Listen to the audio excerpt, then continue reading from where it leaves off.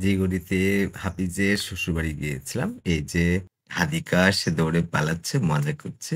তার হলো নানি বাড়ি। আর এই যে আমাদের নাবিল দোল খেলছে। আর এই পিচ্চি মেয়েটা তো ভীষণ মজা করে দোল খাচ্ছিল।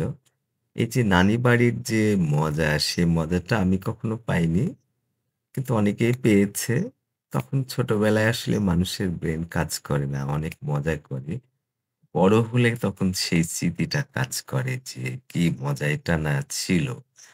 এই যে ছোট ছেলেমেয়েরা কেমন যেন একটা বিস্ময়কর মজার মধ্যে থাকে।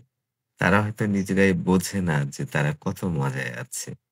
আর দোল খাওয়ার ব্যাপারটা তো খুবই পুরাতন।